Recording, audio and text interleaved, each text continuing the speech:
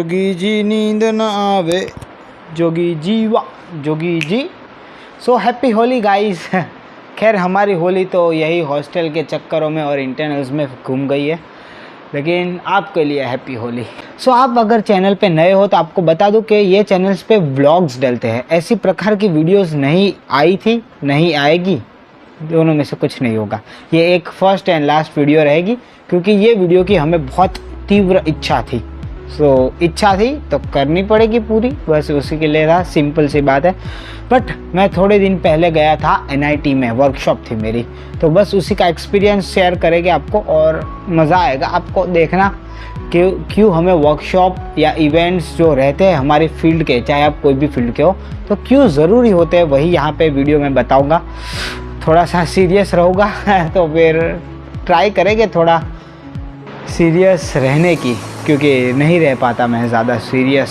Okay sincere. सो थोड़ा सा context के लिए बता दूं कि मैं NIT गया हुआ था, NIT सूरत में, लेकिन वहाँ जाने से पहले मैं यार थोड़ा सा ज़ीरो वर्क मोड में था। थोड़ी सी दुविधाएं चल रही थी जीवन में, सैडनेस, एम्बिशन ही नहीं था, और थोड़ी बहुत और चीज़ें भी थी जो नहीं बता सकती। नहीं, मैं मोटिवेशनल स्पीकर्स को फॉलो नहीं करता था।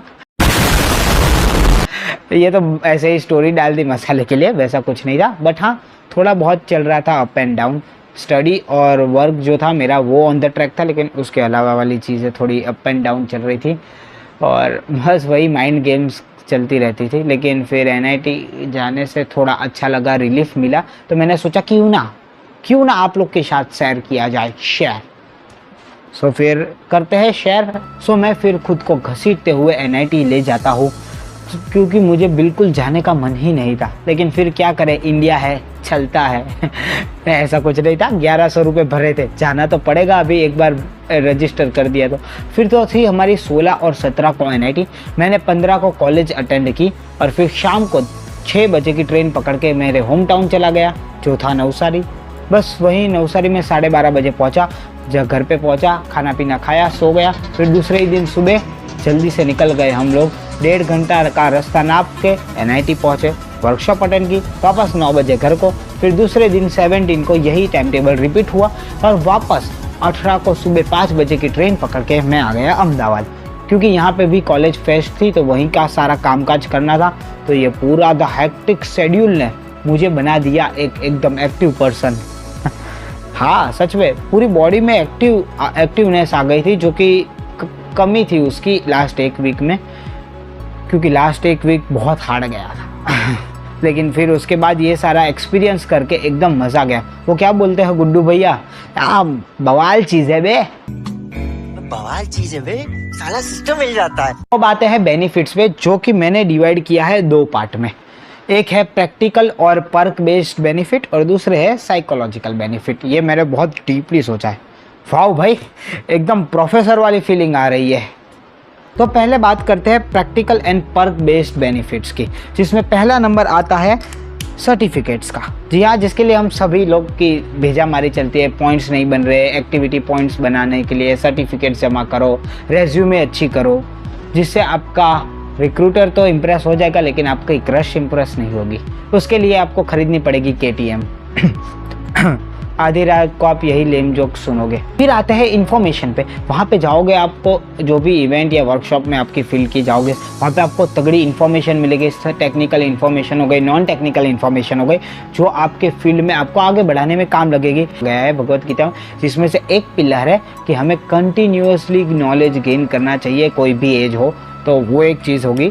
तीसरी चीज़ है कॉन्टैक्ट्स बढ़ेंगे। कॉन्टैक्ट्स मतलब आपके कनेक्शन बढ़ेंगे, भले आप इंट्रोवर्ट क्यों ना हो। अभी वो कैसे, वो बताता हूँ। इंट्रोवर्ट के लिए बता दे तो हम लोग, जो भी आप जिसकी इवेंट में या वर्कशॉप में जाओगे, तो उसकी खुद की एक वेबसाइट होगी, तो आपको उसके बारे में नॉलेज मिलेगा। उनका इंस्टाग्राम हैंडल्स हो गए, जिससे आप जुड़ेंगे, आप उनको फॉलो करेंगे, और फिर उससे नॉलेज बढ़ती जाएगी। मतलब एक एक्स्ट्रा नॉलेज रहती है आपको फील्ड की। 5 हैंड रूल सुना है कि नहीं, तो बस उस हिसाब से ये सारी चीज़ें चलती रहेगी उसी में। और तो और फिर वहाँ के लोग मिलेंगे जो आपसे भी बड़े होंगे, एक लेवल अप हो गए नॉलेज में और वो सब में। आप अगर उनको फॉलो करते हो, आप इंट्रोवर्ट हो तो फिर बातचीत नहीं कर पाओगे, लेकिन फॉलो करके एनालिसिस तो कर सकते हो।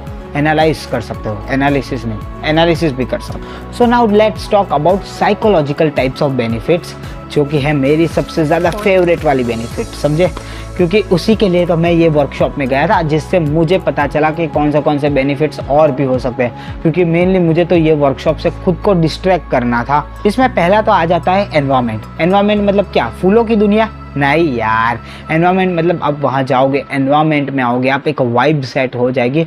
जैसे कि आप मान लो कि कोई डांस के वर्कशॉप में जा रहे हो, तो वहाँ पे क्या होगा, मेनली सारे आपके ही फील्ड के लोग होंगे, तो वहाँ पे एक वाइब बनी रहेगी, आपको पता चलेगा और आपका जो इंटरेस्ट है वो फील्ड में वो ज़्यादा बढ़ेगा एक साइकोलॉजिकल तौर पे।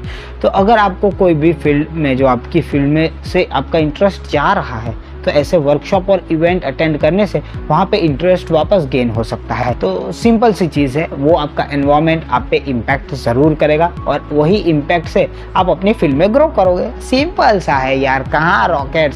सो दूसरी जो चीज़ है वो आपको पता चलेगा कि आप कौन से लेवल पे हो वहाँ जाके, क्योंकि वहाँ पे अलग अलग प्रकार के लोग आएंगे, आपके ही फील्ड के लोग होंगे, कोई आपसे आगे होगा, कोई आपसे पीछे होगा, जिससे आपको घंटा फर्क नहीं पड़ता, सिंपल सी बात है। लेकिन आप कितने पानी में हो, प्रोफेसर ने जो नॉलेज दिया है या फिर जो भी आपका जो भी इवेंट मैनेजर है उसने आपको क्या सिखाया है और उसमें से आपको कितना आता था, तो उससे सारा आप पता चल जाएगा कि कितने पानी में। उससे आपको पहली बात आपको एक वो दे दूँ डिस्क्लेमर, कि अगर आपको खुद अंडर कॉन्फिडेंस लगे, वो नहीं लगाना है, क्योंकि सारी नई चीज़ें होती है वो ऑब्वियसली हमें नहीं आती है। तो मुझे भी बहुत सारी चीज़ें नहीं आई, तो आपको भी नहीं होना है अंडर कॉन्फिडेंस। और हाँ, वो सारी चीज़ें आपको आती हो तो ओवर कॉन्फिडेंस भी नहीं होना है। सिंपल सा है, आप आए हो, अटेंड करो, नॉलेज लो, फन करो, बस चले जाओ। सो तीसरी चीज़ है एक्सपीरियंस। ये सारे एक्सपीरियंस एक मेमोरीज बन जाएंगे, फिर जब आप आगे जाओगे और पीछे मुड़ के देखोगे तो ये सारी मेमोरीज आपको याद आएगी कि ये इवेंट में ये चीज़ें की गई थी और इसी तरह हम आगे बढ़े हैं। जैसे कि ये वाला मुझे इवेंट याद रह जाएगा, क्योंकि मैंने थोड़ा बहुत कमबैक किया है इसके बाद। ठीक उसी तरह जैसे मुझे यही एक्सपीरियंस हुआ कि मुझे और मेहनत करनी चाहिए, जो कि मैं नहीं कर रहा, तो अभी मैं और मेहनत करूँगा। ठीक उसी तरह आपको भी यही सारी चीज़ें सीखने को मिलेगी और वही एक्सपीरियंस से ही आप आगे बढ़ोगे, ना कि ये सारे सोशल मीडिया ज्ञान की वजह से। वैसे मैं भी यही ज्ञान दे रहा हूँ सोशल मीडिया पे। जो फोर्थ साइकोलॉजिकल बेनिफिट है वो है, अगर आप वॉक अलोन करोगे, मतलब कोई भी इवेंट या वैसे आपको अकेले जाना हो तो कभी भी घबराना मत। और अगर आप अकेले चले गए तो आपकी साइकोलॉजिकल इतनी पावर बिल्ट हो जाएगी, साइकोलॉजिकल पावर इतनी बिल्ट हो जाएगी कि क्या बताऊँ आपको, कि आप कोई भी चीज़ से फिर फियर अप नहीं करोगे, कोई नई चीज़ ट्राई करने से भी नहीं डरोगे। लाइक मैं अकेला ही गया था वर्कशॉप में, लाइक फ्रेंड नहीं आए थे, कोई इंटरेस्टेड नहीं थे, और जो आए हुए थे वो भी लौंडियाबाजी में थे, जो कि अपन को नहीं पसंद। यस, हम मजाक मस्ती कर लेते हैं, पढ़ाई लिखाई भी हो जाती है, लेकिन ये जो तीसरी टर्म है लौंडियाबाजी, उसमें हम कभी भी नहीं आएंगे। तो यही तक था सफ़र अपना, हमें है लौट के जाना, क्योंकि असाइनमेंट्स और इंटरनल्स राह देख रही है अपना। सॉरी फॉर माय बेसुरा सॉन्ग। अभी हमको नींद आ रही है, नहीं आएगी नींद क्योंकि अभी एडिटिंग भी करनी है, तो हम निकलते हैं, हम लेते हैं कल्टी, आप लोग खाओ कुल्फ़ी और करो मौज मस्ती। इसी की तरह जीवन की रेलगाड़ी चलाते रहना मौज मस्ती के साथ।